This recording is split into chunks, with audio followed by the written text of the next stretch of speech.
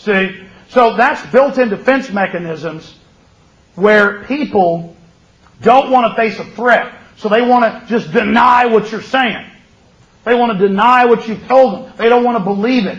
Everything's been made so comfortable for us here while they euthanize the human spirit. Here's one out of Television Week. We posted this on Infowars.com. Television Week. Big magazine. Industry magazine.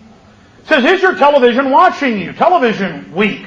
Could the federal government find out what you're watching on TV, even if you're not the subject of a criminal investigation? The answer is yes, according to legal experts and industry officials. Under the USA Patriot Act, this stuff, they built this infrastructure. They had it all lined up. Go day. Building it, to launch the primer that was September 11th, to roll us into the next phase. I mean, this is diabolical. They're on a plan, and we have derailed it. Make no mistake, we would have already seen more huge catastrophic attacks. Not the little pinpricks, just to remind us of the terror.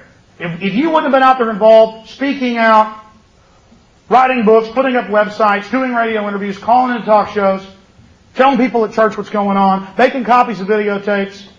If you wouldn't have been doing that, believe me, they'd already be blowing stuff up. They'd be launching more anthrax attacks.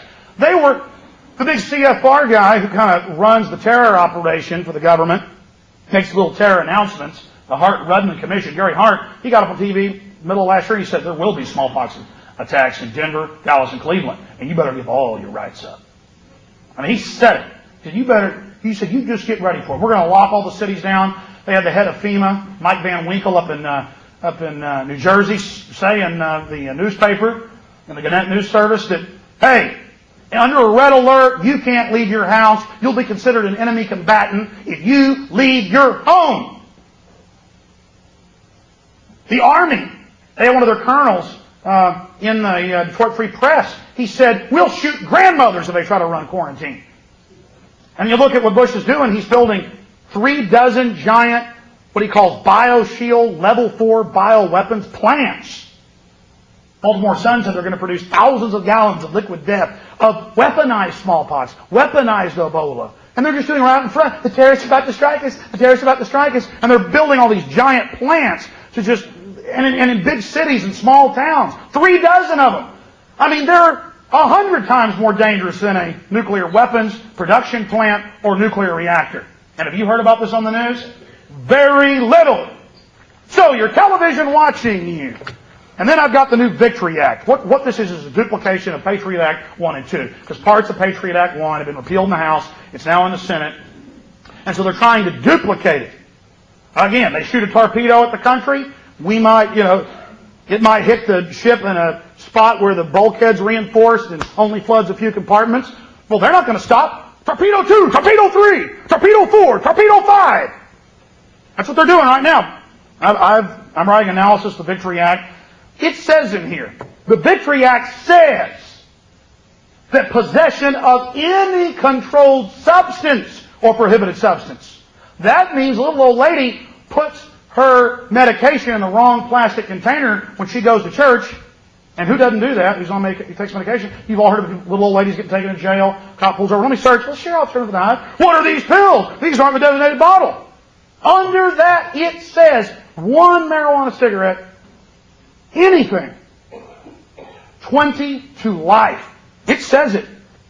It says it in the Victory Act, word for word. And it says it's an act of terrorism. And before they announced this evil law, before Ashcroft went on his ridiculous Carnival Barker road show, before they did that, they had all the TV ads. Well, I occasionally smoke marijuana, and I don't see how it helps terrorists. And then the guy goes, the intellectual goes, let me list 100 reasons. And at the end, the guy's going, and then the ad fades to black, like, oh, I've been decimated. See, they tell you, marijuana is aiding Al-Qaeda. And then you see all these ads on TV, public service announcement, brought to you by Homeland Security, or brought to you by all their little minion groups, all the little 501c3 charities. And so they do that. That's what they're up to. This is their operation. So they're just firing, and people go, well, we've been beating back the first Patriot Act and educating a lot of folks, but they're bringing out more than we can do. You're in a war, folks. They're firing more torpedoes.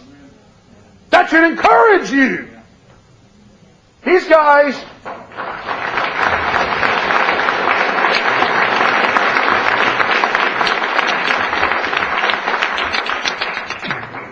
arming enemies, arming terrorists. There are as many examples of this as there are fish in a good-sized lake. I mean, it's amazing. Here's one, Time Magazine, and they just admit this now. Nukes to North Korea from Nashville. And it says, yeah, these conservative groups that own these big weapons companies, they've been selling all the nuke stuff to Kim Jong-il in North Korea. Now we're going to have to have World War III to fix it. Well, that's all right. But we had to go in there and get Saddam, man. He had some aluminum tubing. My gosh, that guy, he was in bombed out bunkers. He was a real threat. Of course, he also had about $4 trillion in oil, and a bunch of weapons sales, and got the troops in that region, invade Syria, Iran, everybody else. So there's that. And there's idealistic Philippine rebellion leaders claim moral victory. This was all over the BBC and the French news. And 300 commandos led by a colonel took over a building, released documents, and said the government with the U.S. has been doing all the bombings, shooting all the people. It's our own government shooting us. There are no terrorists here. The Muslims are doing nothing. These so-called terror groups are the Philippine government, quote, that wants to continue martial law. It's been in effect there for decades. I mean, it's simple. Let's say I owned the company that sold fire department equipment, and I wanted to make some money. I'd go out and set fire to something out here in Bastrop, and then I told you should have bought my firefighting equipment. I mean, it's not hard to figure this out. Here's another one. U.S.-Pakistan made deal over capture of bin Laden. That's out of the mainstream India. And Musharraf's over there, the head of India, the head of Pakistan, next door to India. We're all threatening to nuke each other. And they're saying, well, yeah, we could have got bin Laden, but we just didn't. That would have caused some problems. And they flew 8,000, it's not 6,000 now, 8,000 Taliban and Al-Qaeda out to safety in the middle of the phony war. All opposition fell apart. They flew them out to safety, admit the U.S. government did it, and Fox News said, well, it's true, but it was an accident. You're going to talk bad about our C-130 pilots? They didn't mean it. And there's the Pentagon there, admittedly, with large groups of euros and dollars and gold. Some news articles paying them. Good job, men, good job. They go in, act cool, shoot some stuff up. They were put in by the globalists. Then they have this big phony war. They collapse and fall back, and the globalists take over that country in a month that the Russians couldn't do in 8-9 years. It's all staged, folks. And they've got more wars. They say a 100-year war.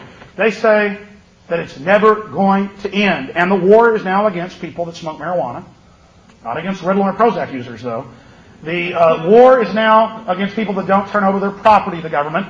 There's this stuff in the Victory Act about protesting or standing up for your land when they're taking it, and you're a terrorist. I mean, all this legislation turns us into serfs, slaves. You tell somebody this, though, they go, that's ridiculous. Government would never do anything wrong or want to control us. Oh, no, just all throughout human history, 6,000+ years of civilization, that's all they ever tried to do. But now they're all nice and sweet.